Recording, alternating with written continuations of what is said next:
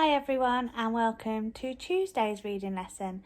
So we're going to continue with our farmer duck story today, and the first thing we're going to look at is have a look at the think question that I left you with at the end of last session. Right then, let's get started. So we're going to start today's lesson with the think question that I left you with at the end of yesterday's lesson. Do you think the duck likes doing all the work? Why or why not? So to answer this question and look at it a little bit closer, we're going to read the next part of the book. Now, I'm going to read it first and then you can join in after me. Whilst I'm reading, maybe look for some clues within the text and the pictures to see if we can get any clues and we can answer this question. The farmer got fat through staying in bed, and the poor duck got fed up with working all day. How goes the work? Quack. How goes the work? Quack. How goes the work? Quack. How goes the work? Quack. How goes the work? Quack. How goes the work? Quack. The poor duck was sleepy and weepy and tired. The hens and the cow and the sheep got very upset. They loved the duck, so they held a meeting under the moon and they made a plan for the morning. Moo, said the cow. Baa, said the sheep. Cluck, said the hens. And that was the plan. Now it's your turn to read. I'm going to read it as well, a little slower if you want to join in with me, or as always, you can mute me and read it on your own. I've highlighted all the tricky words in red. Ready? The farmer got fat through staying in bed, and the poor duck got fed up with working all day. How goes the work? Quack. How goes the work? Quack.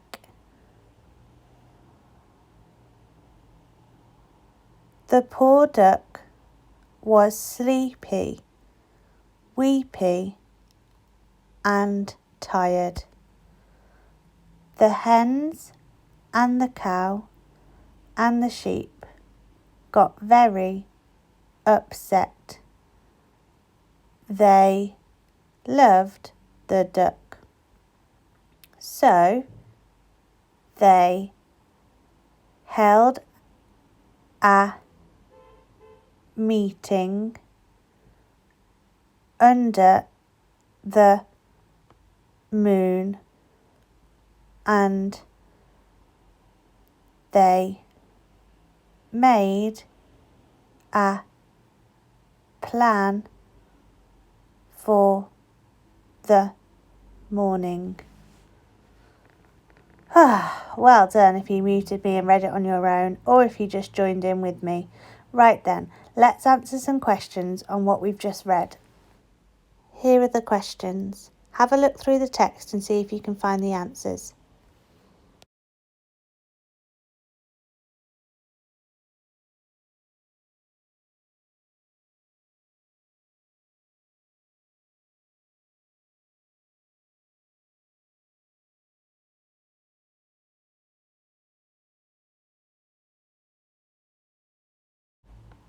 How did you do? Did you find them? So the author used the words sleepy, weepy and tired to describe how the duck was feeling. And the animals made their plan under the moon. Before we look at what our chili challenge is, we're just going to look at infer. And when we infer, it means we look for clues within the story. So here's an example of how we would infer. This page of the story does not have any words on for us to read, so that's why we need to look for clues and infer meaning from the picture. Then we'll be able to answer questions just by looking. For example, what time of year is it? What time of day is it? Have a little look now and see if you can come up with some answers to the questions by looking at clues within the picture.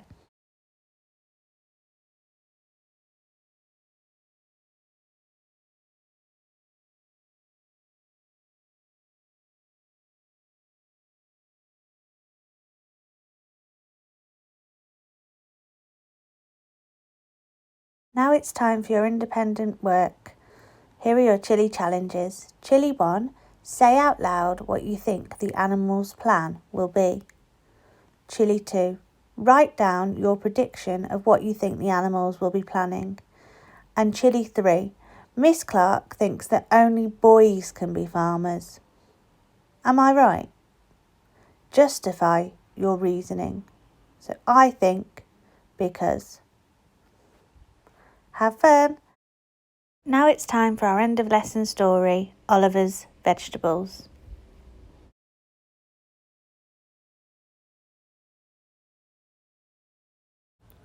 Finish up, Oliver, said his mum, or we'll miss the bus. Can't we walk to Grandpa's house? Asked Oliver. No, said his mother. It's too far. The best thing about Grandpa's house was the wonderful garden. I grow my own vegetables, said Grandpa proudly. I don't eat vegetables, Oliver told Grandpa. I only eat chips. If you want chips, said Grandpa, you must find the potatoes. If you find something else, you eat that. No complaints. Is that a bargain? Oliver ran round the garden, but he couldn't see any potatoes. They must be hiding, he said, and pulled at the nearest leaves. Carrots, said Grandpa. Just the thing for Monday lunch. Oliver ate his first carrots for lunch. Oliver took a long time making up his mind on Tuesday. Gran and Grandpa came to watch him. Those crinkly leaves are pretty, he said at last. Are the potatoes there? Spinach, said Grandpa. They had spinach for supper. That was good, said Oliver. On Wednesday, Oliver got up early. Potatoes are very important, he said, so they must have big leaves. Here they are. Grandpa smiled. That's rhubarb. They had rhubarb that evening. That was very good, said Oliver. It rained on Thursday. When it stopped, Oliver hurried outside. Have you found potatoes? Grandpa asked. No, said Oliver. I've found slugs and snails. Are they eating my potatoes? Grandpa shook his head. That's cabbage. Oliver had 2 helpings. Very, very good, he said. On Friday, Oliver was sure that he had found the potatoes. When he pulled at the leaves, up came some beetroot. That night, Oliver ate all of his beetroot salad. Very, very good, he said. On Saturday, Oliver played football. The ball landed in a tangle of sticks and leaves. Oliver was sure the potatoes weren't there, and Grandpa nodded. Peas, he said. Oliver had 3 helpings of pea soup that evening. Was that good? Asked Grandpa. No, said Oliver. It was delicious. Oliver rushed over into the garden on Sunday. Here they are! Here they are! How did you know? Asked Grandpa. They were the only things left, said Oliver.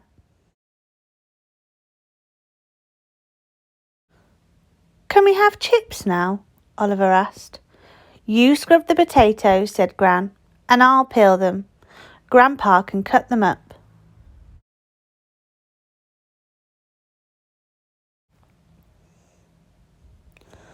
Oliver, Gran and Grandpa sat down to eat. The door opened and in walked Oliver's mother, and she saw a plate of chips. "Oh dear, I did hope Oliver would eat something different while he was here," she said. Oliver and Grandpa looked at each other and his mother stared as they laughed and laughed and laughed.